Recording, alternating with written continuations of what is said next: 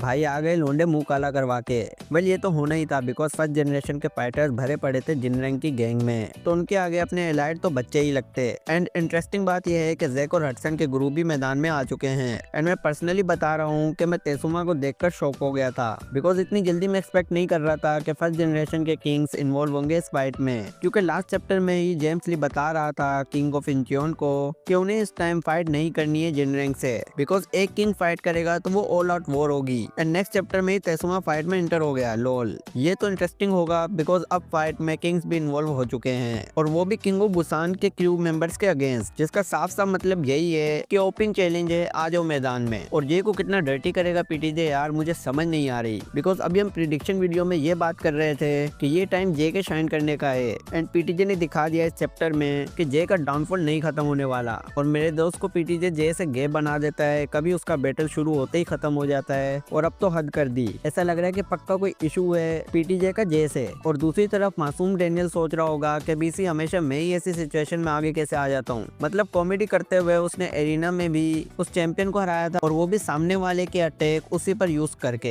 And अभी injured होकर बैठा हुआ है। बट मैं इस बात पर अब भी टिका हुआ हूँ, तुम लोग मानो या ना मानो, लेकिन अपना क्रेजी डेनियल आने वाला है बैटल में। एंड उसका रीजन ये है कि ऑब्वियसली उसके सामने जिन रैंक का सेकंड इन कमांड है, जिसका क्लियर यही मतलब है कि आफ्टर जिन रैंक वो होगा सेकंड स्ट्रॉन्ग उनकी गैंग का। एंड उसे हमने देखा था कि जेम्स ली से रोमांस करने के लिए वो कितना तरसा हुआ है, तो इतना तो तय है कि डेनियल उससे पिलने वाला है, ठीक वैसे ही जैसे हडसन पिटा था। और भाई सीरियसली हडसन को किसने एलाइड में ऐड किया, मुझे उसका नंबर दो, बिकॉज उस नन्हे बॉक्सर के साथ फाइट करते हुए ही ये खून में नहा रहा था और फिर ओपनिंग मिली तो जाकर इसने उसे पंच मारा। बट यही तो वीकनेस है हडसन की कि हमेशा उसे कोई ओपनिंग थोड़ी देगा कि भाई आजा 1 by 1 पंच मारते हैं एक दूसरे को, बिकॉज फाइट में आपका ओपोनेंट आपको कभी भी ढील नहीं देगा। एंड एग्जैक्टली ऐसा ही हुआ जब फर्स्ट जनरेशन के फाइटर ने पहला हडसन को। और मुझे इसी बात पर गुस्सा आ रहा है कि इस बंदे में पोटेंशियल तो बहुत है लेकिन उसे यूटिलाइज नहीं कर पा रहा सही से। एंड आई होप जब अपने टीचर को देखेगा कि तेसुमा कैसे फाइट करता है तो शायद हडसन इस बार खुद को बेटर कर सके, बिकॉज अगर आप अपनी फाइट से कुछ सीखते नहीं हो तो आप कभी भी इवॉल्व नहीं कर सकोगे।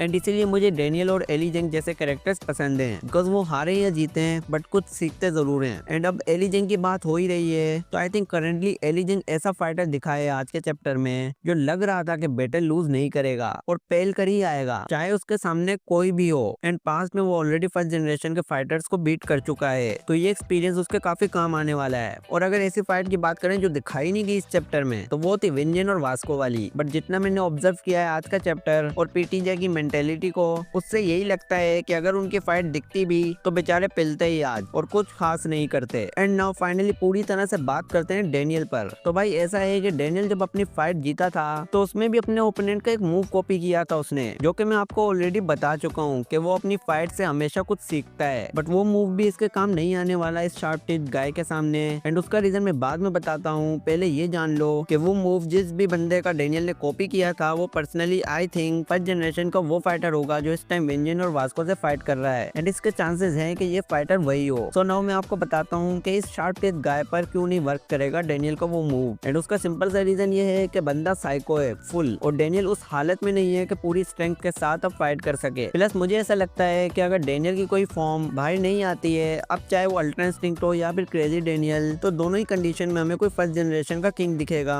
जो डेनियल को सेव करने के लिए बैटल में इंटर होगा। एंड प्रोबेबली हमें नेक्स्ट चैप्टर की लास्ट में हमें सब दूध का दूध और पानी का पानी होते हुए दिख जाएगा, क्योंकि ये तो क्लियर है कि चैप्टर की स्टार्टिंग में डेनियल तो पिटेगा इस शार्प टीथ गाय से। देन वो स्टेज आएगा जब वो अनकॉन्शियस हो जाएगा एंड उस मोमेंट पर पीटीजे जो चाहे वो कर सकता है, या तो किंग ऑफ इंचियोन आ सकता है या फिर James Lee, because big daddy बाद में आएंगे। और जिनरंग अगर नहीं आया तो ऑब्वियसली गीटे किम का भी कोई सेंस नहीं बनता आने का। एंड इस फाइट में मेरी बेट तो क्रेजी डेनियल वाले मूड पर है, क्योंकि मैं जानता हूँ पीटीजे इस आर को हाइप देने के लिए ऐसा कर सकता है और डेनियल की हीट मूड वाली साइड तो सभी फैंस देखना चाहते हैं, तो मौका भी और दस्तूर भी है, बस इंतजार है तो सिर्फ पीटीजे के हाँ का। और फिर निकलेगी बारात क्रेजी डेनियल के साथ। तो आज की वीडियो को यही रैप अप करते हैं। अगर वीडियो पसंद आई है तो लाइक करो, चैनल को सब्सक्राइब करो। मिलते हैं नेक्स्ट वीडियो में, टिल देन गुड बाय। टूटे थे कहने दो बातें हमारी वो सारी जो कहनी थी तुमसे सभी, बहने दो आंसू ये यादों में तेरी, क्यों ना सुनी किसी ने भी हमारी दास्तां।